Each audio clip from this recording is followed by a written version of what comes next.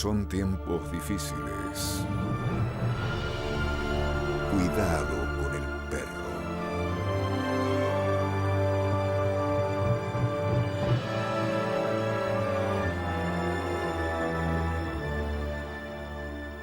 ¿Qué tal? La idea del Bobby, de nuestro perro imaginario o real, no sabemos bien, o es un misterio eso, o en todo caso la intención de nuestro programa que flote como un misterio, porque son épocas de la comunicación en donde uno genérico, un medio, está obligado a gustar, a tirar anzuelitos para marcar atracción y bla, bla, bla. Bueno, todo un introito rebuscadón para decir que la idea del Bobby de invitar a gente hacedora de la cultura, que se manifiesta en distintos ámbitos de la sociedad, en el quehacer cotidiano, para conocernos un poquito más cada día. El gusto hoy de recibir a una comunicadora que respetamos ciertamente mucho y se llama Karina Brusone. ¿Cómo estás, Karina? ¿Cómo estás, Fito? Qué placer. Muchas gracias por esa introducción. La verdad es que realmente no lo creo merecido, pero te agradezco. ¿Cómo empezó tu historia con este mundo? Después vienen las particularizaciones, locutor, periodista, Sí. De la comunicación mediática, digamos. En la parte mediática empecé a hacer Boomerang en Canal 7 en los años 90. No te podría decir específicamente en qué año, creo que fue 95, 96. Por un casting que estaban haciendo los Mellizos Sevilla, por una idea que habían llevado y les había gustado. Yo la verdad es que simplemente me invitaron a participar del casting, fui, lo hice y me fui sin tener mayores expectativas y sin embargo después me llamaron, después de 2 meses me llamaron porque había quedado seleccionada. Yo estaba trabajando en Radio 2 con Ricardo García, hacíamos un programa en la siesta, que era muy divertido, y bueno, ahí había tenido oportunidad de contactarme con algunos actores, locutores, músicos, cantantes y demás, y uno de ellos, Aníbal Villa, que fue quien estaba al tanto de este casting que se estaba haciendo, fue el que me invitó a hacerlo y me sugirió que me presentara. Así arrancó. ¿Cuánto tiempo el programa? ¿Cuánto tiempo estuvo? Sí, en el aire. Yo creo que todavía está al aire, porque me parece que está una marca registrada que se continúa emitiendo por Supercanal. Yo estuve 1 año, la verdad es que disfruté muchísimo ese año, trabajamos mucho, aprendimos muchísimo, era un equipo increíble, estaban los Mellizos Sevilla, estaba Juan Pablo Candizano, Leonardo Rearte, un grupo humano y con muchísimas ganas, muy jóvenes, pero con una idea muy clara de lo que querían en televisión. Alejandro Spinello, por supuesto, y toda la gente de la productora.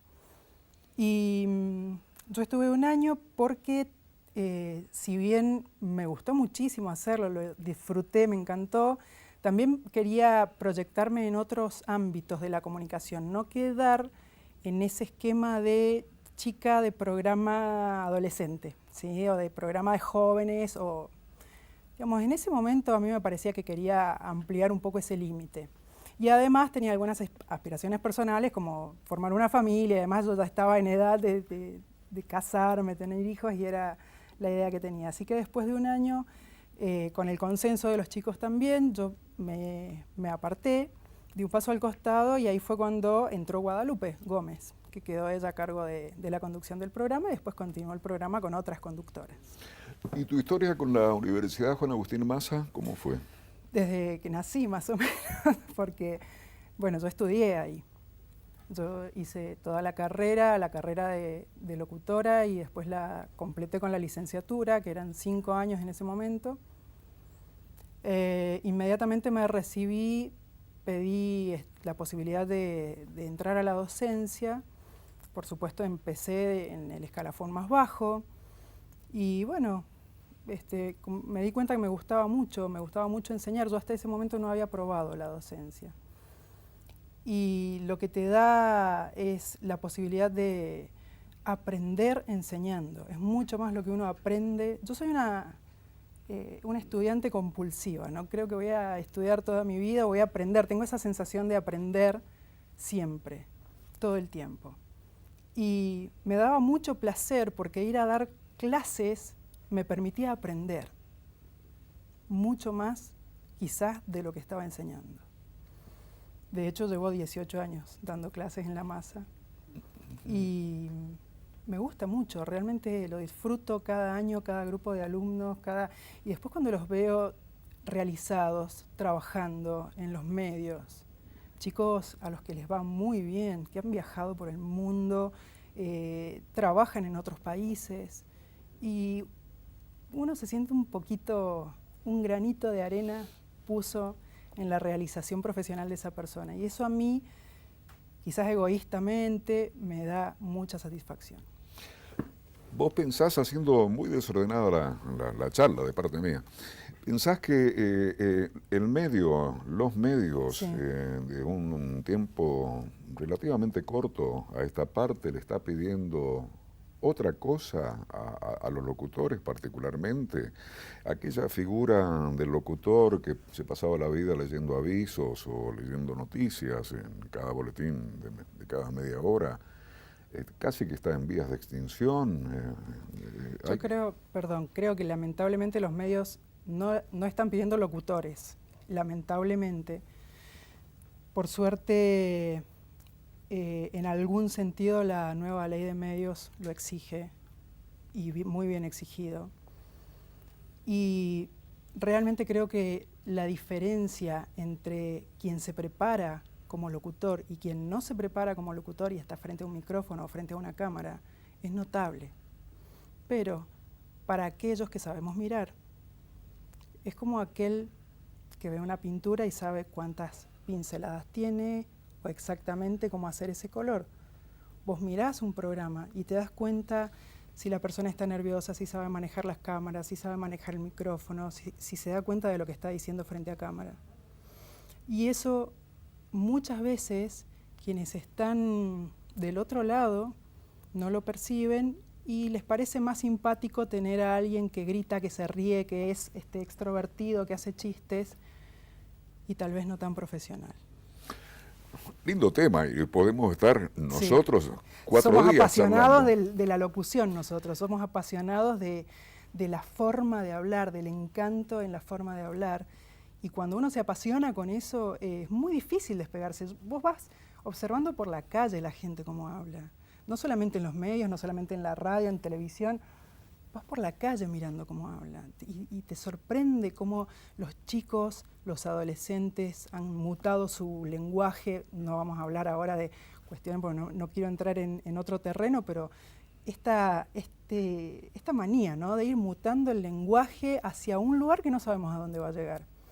Cuando es tan bonito el castellano y es tan lindo hablarlo bien.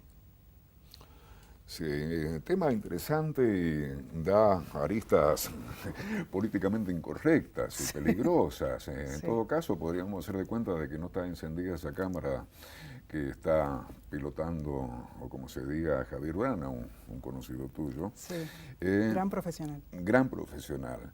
Pero también habría que hablar del público. Hablamos normalmente de quienes están de este lado del medio, pero también el universo del público da matices de personas críticas, con oreja y con visión, y personas acríticas también. Sí, personas críticas hay, y hablando de lo políticamente correcto o incorrecto, depende de qué lado se pongan, les parece correcto su lado o incorrecto el que está enfrente. Sin embargo, lamentablemente yo por lo menos tengo la sensación de que la mirada crítica es cada vez más parcial, más sesgada, y que en general las opiniones empiezan como a masificarse. Yo no sé si estamos viviendo una especie de adolescencia efervescente en Argentina, pero es como, no sé, yo tengo la sensación de que por lo menos el público era más crítico antes. En los años 80, en los años 90, yo percibía como una mayor comprensión de lo que estaban mirando en televisión, una mayor decisión de esto lo voy a ver, esto no lo voy a ver, Y se levantaban programas porque realmente no servían, o quizás porque el contenido que tenían no era lo que el público estaba esperando. Y hoy es todo tan light. Pero además, la mayor cantidad del público se está yendo a las redes sociales, porque en la mayoría de las redes tenés posibilidad de transmitir en vivo. Y cualquiera puede transmitir en vivo, cualquiera que tenga un perfil de Facebook o de Instagram puede hacer una transmisión en vivo. Tiene casi su propio canal en un celular. Entonces, nos estamos acostumbrando también a consumir esto rápido, light, pasatista, inminente, de la imagen, de la foto, de la copa, de la comida y punto. Claro, y para quienes estamos en la docencia nos ponemos inevitablemente obsesivos porque no solo es el cómo habla, cómo camina una persona, sino el qué, y ahí entra el idioma. A ver, trato de gambetear porque puede sonar pedante también, pero son observaciones técnicas finalmente, técnicas. Y hay, como yo afirmo al pie, hay una liviandad y una nadería por ahí. Alumnos que por ahí leen rápido porque hablan rápido. Sí. Es como un momento distinto de la vida. Si hablas rápido en la vida, entonces vas a leer demasiado rápido. Demasiado rápido, les cuesta la pausa, el silencio, el esperar 10 segundos y darle sentido a algo. No conciben la pausa, no conciben el silencio. Y creo que tiene que ver también con una cuestión auditiva, puede ser, estoy imaginando, pero nosotros nos acostumbramos a escuchar cassettes en donde tenías un segmento de silencio entre un tema y otro, y cuando terminaban los temas de un lado, lo tenías que dar vuelta, o los discos, ¿no? Todo tenías que dar vuelta y había un espacio de silencio y tenías que esperar esos 5 o 10 segundos que demoraba la cinta en transcurrir entre un tema y otro. Creo que eso también es parte del aprender a esperar. Los chicos hoy no tienen esos segundos de espera.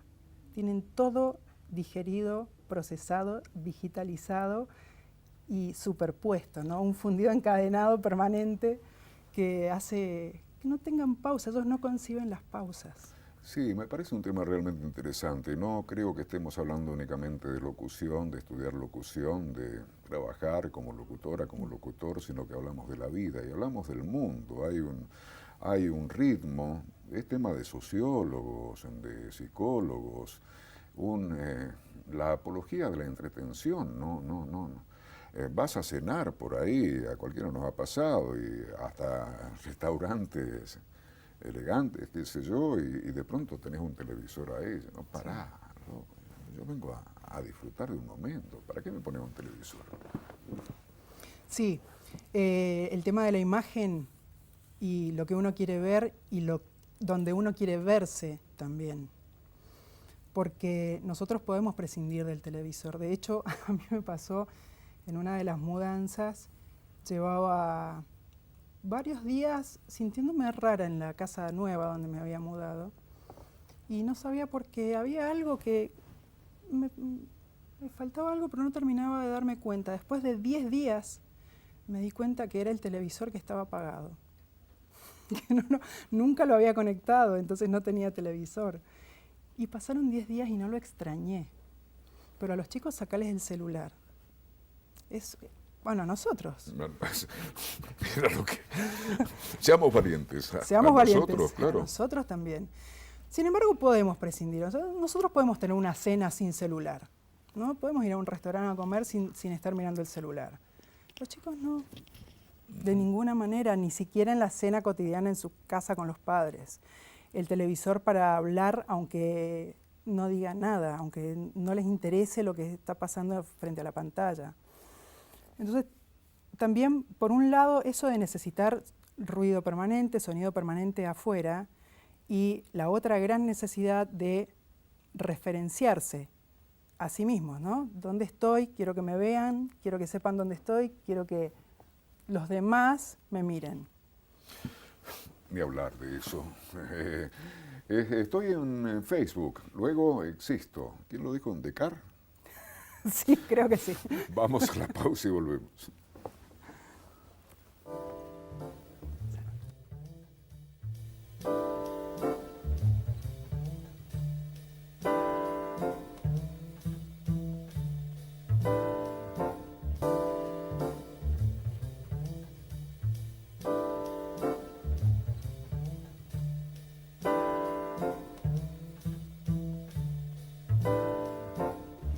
Cuidado con el perro, señal U, el canal de la Universidad Nacional de Cuyo, la visita esta noche de Karina Brusone.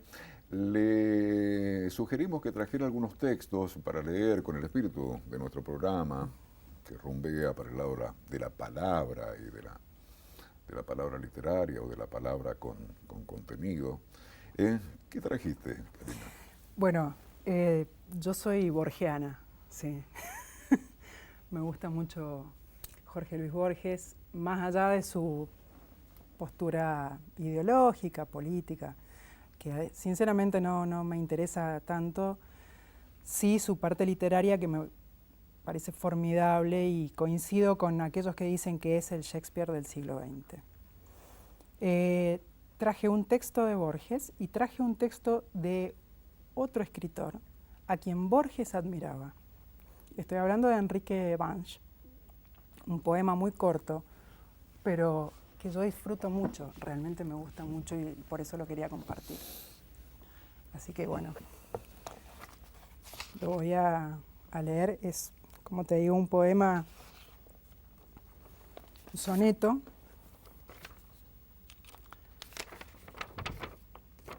sin nombre, que dice así. Tornasolando el flanco a su sinuoso paso, va el tigre suave como un verso, y la ferocidad pule cual terso topacio el ojo seco y vigoroso, y despereza el músculo alevoso de los ijares, lánguido y perverso, y se recuesta lento en el disperso otoño de las hojas, el reposo en la selva silenciosa, la testa chata entre las garras finas y el ojo fijo, impávido custodio. Espía mientras bate con nerviosa cola el haz de las férulas vecinas en reprimido acecho. Así es mi odio. Bueno, Banche, Borges, ¿por qué sería, pregunta pícara, si yo amo a Borges también, evidentemente, ¿por qué sería el Shakespeare del siglo de este tiempo?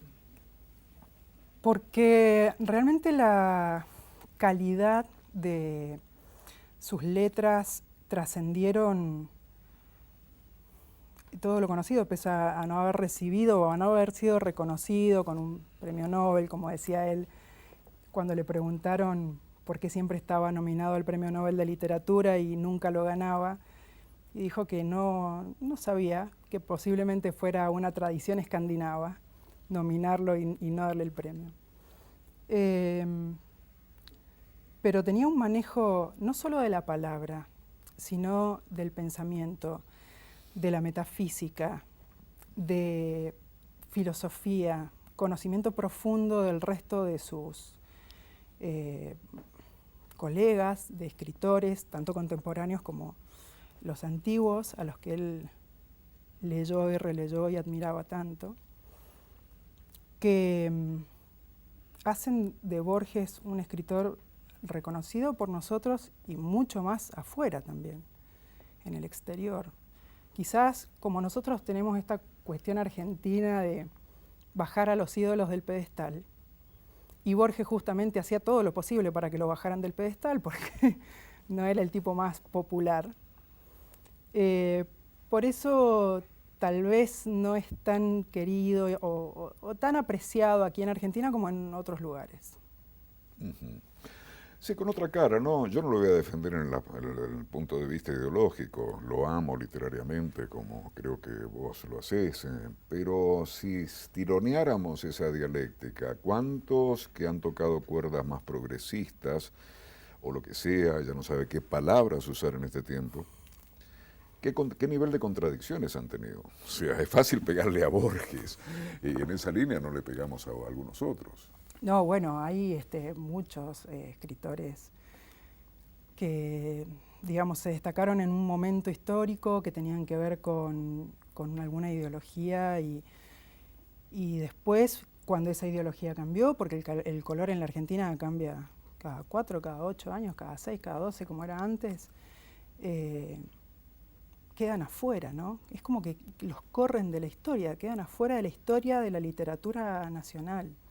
Y realmente creo que siendo un arte no debería estar sesgado o mutilado por el color político del momento. Otro escritor que me gusta muchísimo es Roberto Arlt, que también tuvo sus vaivenes, ¿no? Que tenían que ver con las cuestiones políticas, porque tampoco era un tipo que tampoco se callaba.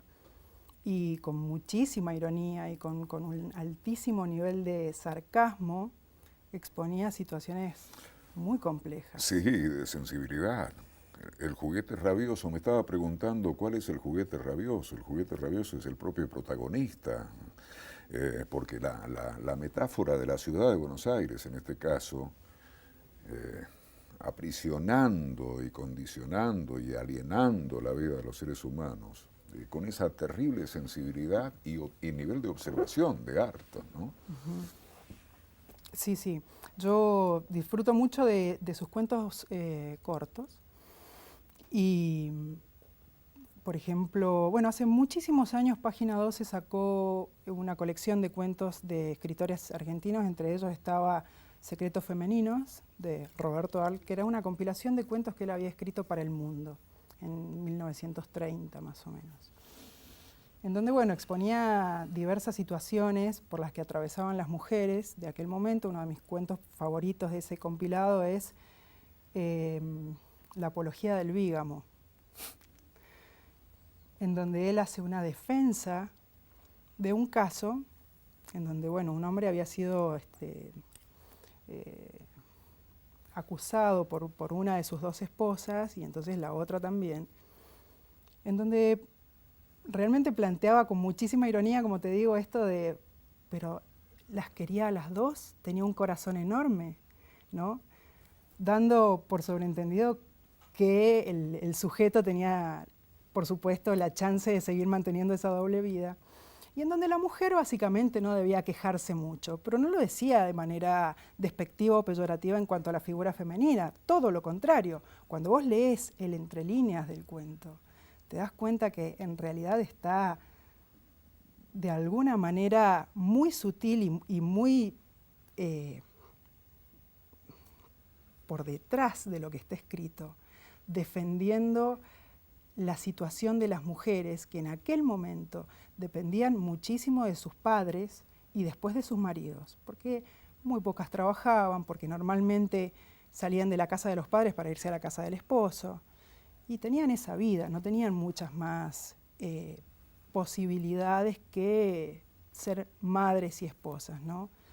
Y bueno, un poco el cuento plantea esto, la situación de las mujeres, como te digo, de forma muy, muy sarcástica, que tenían que soportar esas cosas y encima cuando iban a poner la denuncia a la comisaría, se tomaba como con picardía lo que había hecho el sujeto. Claro, con la evolución que han tenido las luchas de las mujeres, viendo en retrospectiva, han sido valientes. Bueno, ahora ha sido más fácil, pero Alfonsín andaba por ahí en ese momento del tiempo y fue muy, muy, muy sólido el aporte. Sí, sí, sí. Sí. Bueno, y termino de completar con lo de Arlt en ese cuento específico, y es el hecho de justamente lo que te decía, ¿no? Que las mujeres de aquel entonces tenían esta vida, no podían tener más opciones, y cuando vos lo lees y entendés la ironía del cuento, parece que lo hubiera escrito hoy. Parece que lo hubiera escrito hoy. En el sentido, quizás, no porque las mujeres no tengan la posibilidad de hacer alguna otra cosa más que casarse y ser madres y esposas, sí por el hecho de que en la sociedad, pese a todas las luchas y el esfuerzo y el trabajo de las mujeres y las ganas de hacer cosas y las ideas y la iniciativa, siempre, viste, da esa sensación de que los espacios siguen estando ocupados mayoritariamente por hombres. Sobreactuó. ¿Aún hoy, Karina? Sí, aún hoy. Justamente, bueno, ayer veía la foto de un colega que estaba muy contento contando que le habían dado un nuevo puesto en el medio donde trabaja, y estaba la foto de todo el staff en el que había solamente 3 mujeres y había unos 25 hombres, más o menos. Y realmente yo desde mi lugar, desde la docencia y desde lo poco que puedo expresar a través de las redes sociales, siempre intento marcar esto, ¿no? A los directivos de los medios, fíjense, no hay espacios con mujeres que lideren. Justamente una de las cosas que había visto con muchísimo agrado y con una enorme alegría fue el cambio que hubo en uno de los 2 canales locales, con uno de los gerentes que, bueno, ahora ya no está, pero que en su momento cuando estaba decidió poner al frente a 3 mujeres, al frente de los 3 espacios más importantes, el noticiero de la mañana, noticiero del mediodía y noticiero de la noche, a 3 mujeres jóvenes. Y realmente dio un vuelco el canal muy importante. A mí me gustó mucho esa iniciativa, me pareció muy valiente por parte de él y me pareció que estábamos en el camino, digamos, apropiado, ¿no?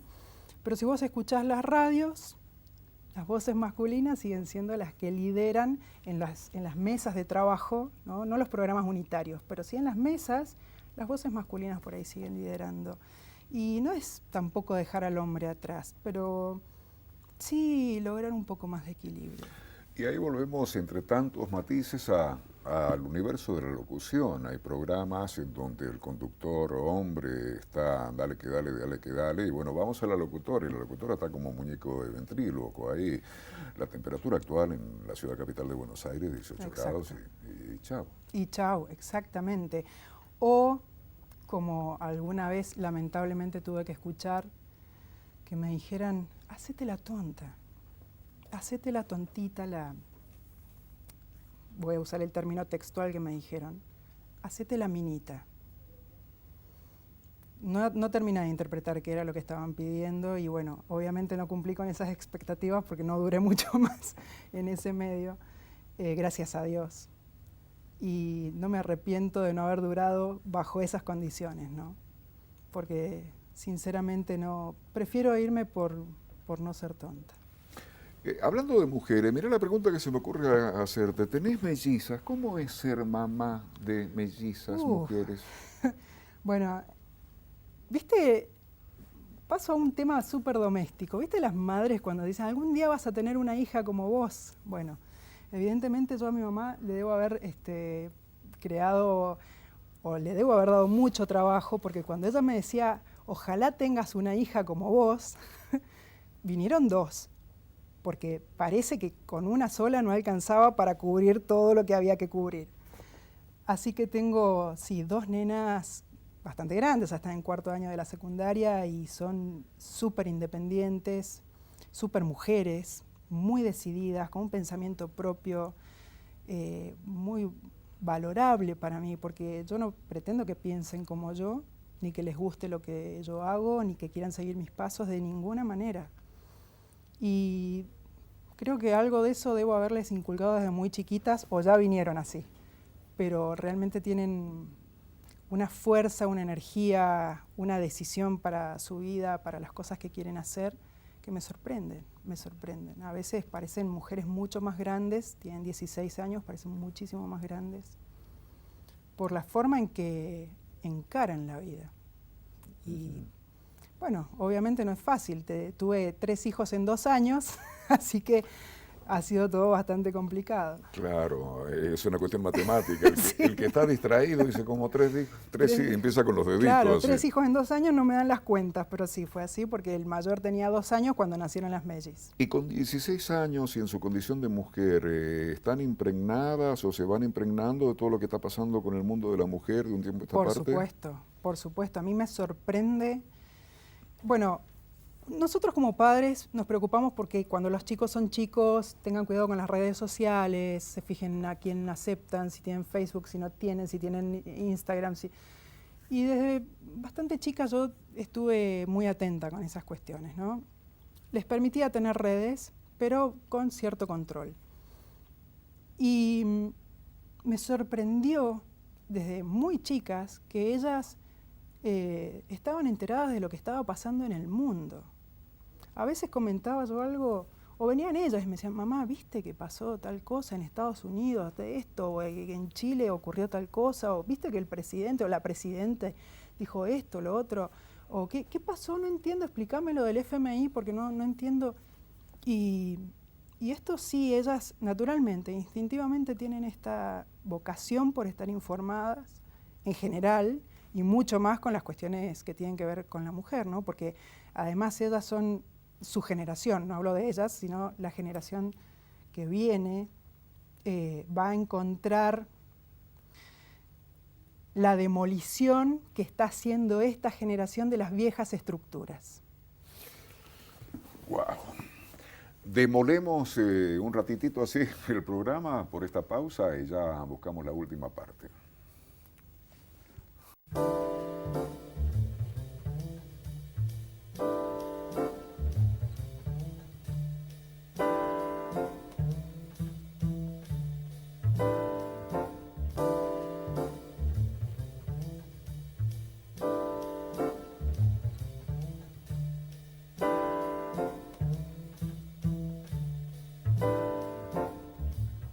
Bien, última parte de nuestro programa de hoy con Karina Brusone. Bueno, te invitamos a que nos leas algo. Bueno, te hago una introducción. Entre otras cosas, también me gusta mucho la cultura japonesa. Traje hoy uno de los cuentos que escribió Jorge Luis Borges en Historia Universal de la Infamia, que habla sobre una historia épica japonesa, que es la de los 47 samuráis que dan su vida por defender a su señor. Lamentablemente esta historia, que es una historia real, ha tenido réplicas en el cine de Hollywood de la más baja calaña. 47 Ronin, por ejemplo, es uno de los títulos que no te recomiendo que lo veas, no pierdas ni 5 minutos viéndolo. Pero en la literatura sí ha sido varias veces comentado. Y justamente en esta oportunidad traje este cuento porque no solamente he torturado a mis alumnos durante muchísimo tiempo con este cuento, sino que además la manera en que tiene Borges de contar esta historia me parece sumamente atractiva. Así que, si me dan unos minutos, Dale. Se los leo.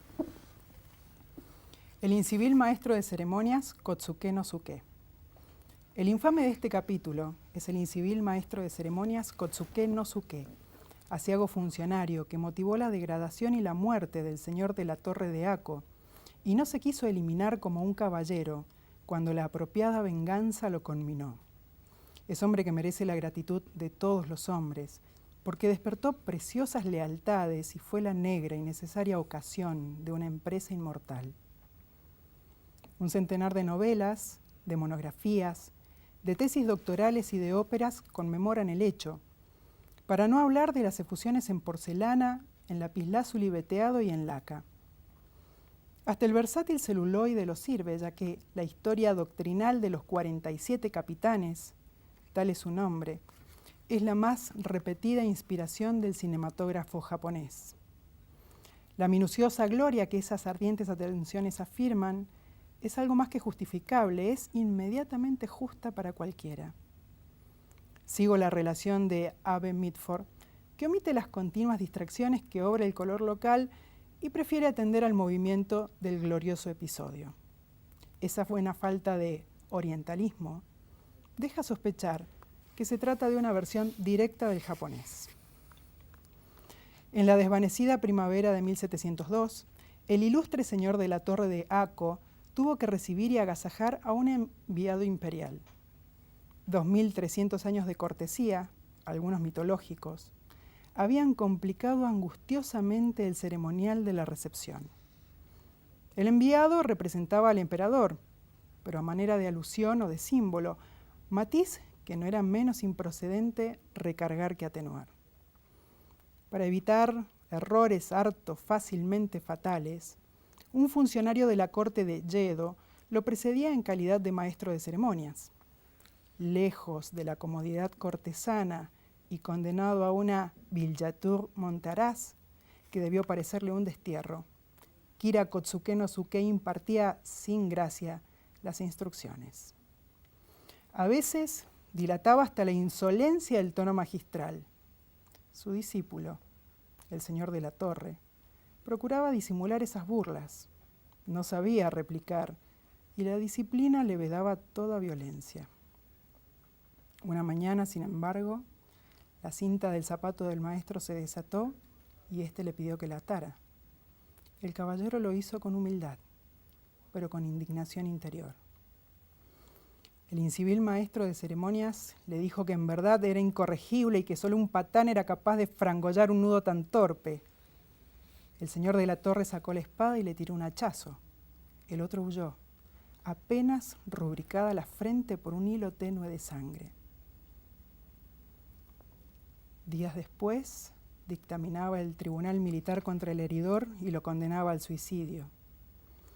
En el patio central de la Torre de Aco, elevaron una tarima de fieltro rojo y en ella se mostró el condenado, y le entregaron un puñal de oro y piedras, y confesó públicamente su culpa, y se fue desnudando hasta la cintura y se abrió el vientre con las 2 heridas rituales, y murió como un samurái, y los espectadores más alejados no vieron sangre porque el fieltro era rojo.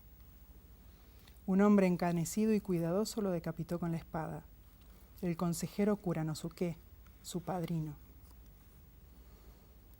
La torre de Takumi no Kami fue confiscada, sus capitanes desbandados, su familia arruinada y oscurecida, su nombre vinculado a la execración. Un rumor quiere que la idéntica noche que se mató, 47 de sus capitanes deliberaran en la cumbre de un monte y planearan con toda precisión, lo que se produjo un año más tarde. Lo cierto es que debieron proceder entre justificadas demoras y que alguno de sus concilios tuvo lugar no en la cumbre difícil de una montaña, sino en una capilla en un bosque, mediocre pabellón de madera blanca, sin otro adorno que la caja rectangular que contiene un espejo. Apetecían la venganza, y la venganza debió parecerles inalcanzable. Kira Kotsuke no Suke, el odiado maestro de ceremonias, había fortificado su casa y una nube de arqueros y de esgrimistas custodiaban su palanquín. Contaba con espías incorruptibles, puntuales y secretos.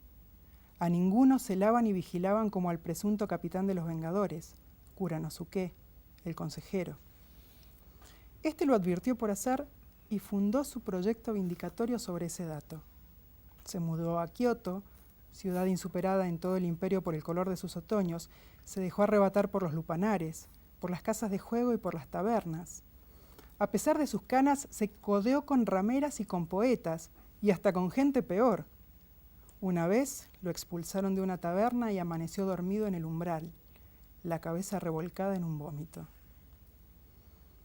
Un hombre de Satsuma lo conoció y dijo con tristeza y con ira: ¿no es este por ventura aquel consejero de Asano Takumi no Kami que lo ayudó a morir y que en vez de vengar a su señor se entrega a los deleites y a la vergüenza? ¡Oh, tú indigno del nombre de samurái! Le pisó la cara dormida y se le escupió. Cuando los espías denunciaron esa pasividad, Kotsuke no Suke sintió un gran alivio. Los hechos no pararon ahí. El consejero despidió a su mujer y al menor de sus hijos y compró una querida en un lupanar, famosa infamia que alegró el corazón y relajó la temerosa prudencia del enemigo. Este acabó por despachar la mitad de sus guardias. Una de las noches atroces del invierno de 1703, los 47 capitanes se dieron cita en un desmantelado jardín de los alrededores de Yedo, cerca de un puente y de la fábrica de barajas. Iban con las banderas de su señor. Antes de emprender el asalto, advirtieron a los vecinos que no se trataba de un atropello, sino de una operación militar de estricta justicia. 2 bandas atacaron el palacio de Kira Kotsuke no Suke. El consejero comandó la primera, que atacó la puerta del frente. La segunda, su hijo mayor, que estaba por cumplir 16 años y que murió esa noche. La historia sabe los diversos momentos de esa pesadilla tan lúcida. El descenso arriesgado y pendular por las escaleras de cuerda, el tambor del ataque, la precipitación de los defensores, los arqueros apostados en la azotea, el directo destino de las flechas hacia los órganos vitales del hombre, las porcelanas infamadas de sangre, la muerte ardiente, que después es glacial, los impudores y desórdenes de la muerte. 9 capitanes murieron. Los defensores no eran menos valientes y no se quisieron rendir. Poco después de medianoche, toda resistencia cesó. Kira Kotsuke no Suke, razón ignominiosa de esas lealtades, no aparecía. Lo buscaron por todos los rincones de ese conmovido palacio y ya desesperaban de encontrarlo cuando el consejero notó que las sábanas de su lecho estaban aún tibias. Volvieron a buscar y descubrieron una estrecha ventana, disimulada por un espejo de bronce. Abajo, en un patiecito sombrío, los miraba un hombre de blanco. Una espada temblorosa estaba en su diestra. Cuando bajaron, el hombre se entregó sin pelear. Le rayaba la frente una cicatriz, viejo dibujo del acero de Takumi no Kami.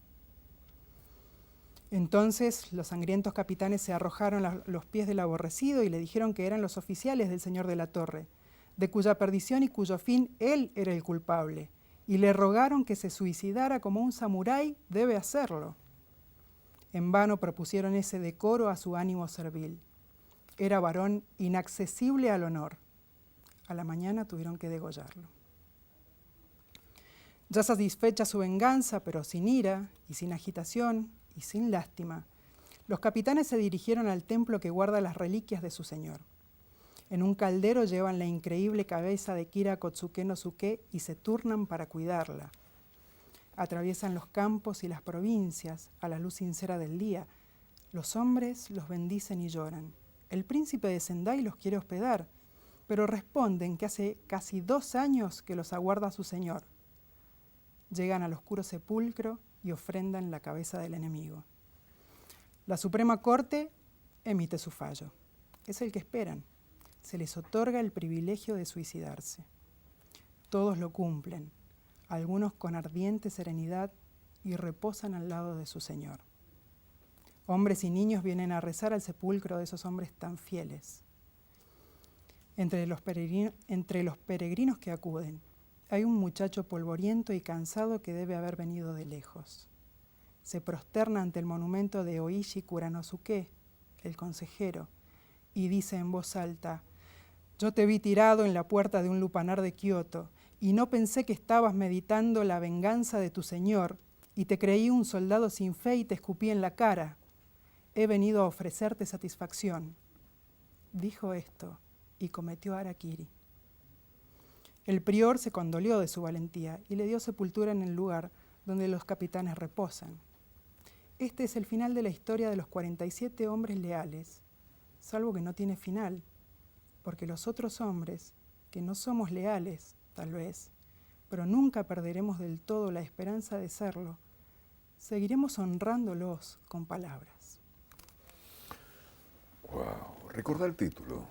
El incivil maestro de ceremonias, Kotsuke no Suke. Realmente me conmueve la historia porque es tan diferente a nuestra cultura, ¿no? En donde ellos asumían el suicidio como un honor, que se les otorgara ese privilegio era un honor, en donde había un ejército que eran los capitanes del señor, sería el señor feudal de esas tierras, y ellos rendían su vida a ese señor, digamos, daban su vida por ese señor, y si ese señor por algún motivo moría, se sentían responsables de esa muerte y pasaban a ser lo que en Japón se conoce como ronin, que son mercenarios, ¿sí? Dejan la categoría de samurái y pasan a ser mercenarios, es decir, señores sin dueño. Sin embargo, ellos toman esta decisión justamente para vengar la muerte de su señor. No es la única historia, es la más reconocida, pero no es la única historia japonesa en este sentido. Y de hecho, si buscas en internet, encontrás las fotos de las 47 tumbas. Existen realmente, están una al lado de la otra. Es una historia conmovedora por lo diferente de nuestra cultura, por lo diferente de nuestra concepción y por llevar la lealtad hacia un señor a quien le juraron, ¿no?, lealtad, hasta esos niveles. Sí, No sé por qué asocio. Mi hija viajó a Japón, un sueño desde que era adolescente, hablando Ujú. de chicas, como comentabas vos. Y creo que es la capital más poblada del mundo y que paradójicamente es silenciosa. Ah, sí. Este asunto de la cultura de los pueblos, ¿no? Lo vimos hace muy poco en el partido, perdón, me voy al ámbito del fútbol. No sé si viste el video que se viralizó del partido entre Ujú. Japón y Colombia, en donde al terminar el partido los japoneses empezaron a limpiar el estadio. Sí, es más, mucho más grato ese video que otro video en argentino que No, ni, no lo mencionemos ni lo directamente. mencionemos. Karina, un gustazo. Un Igualmente, gustazo. Fito, una Eh, alegría. es un gusto compartir lecturas de alto vuelo Bueno, muchas en un gracias. programa de televisión. Muchas gracias por la invitación. Un gusto. Igualmente. Cuidado con el perro. Que estés muy bien. Cuidado al cruzar la calle. Como las mamás. Cuidado con las juntas. Cuidado con las juntas.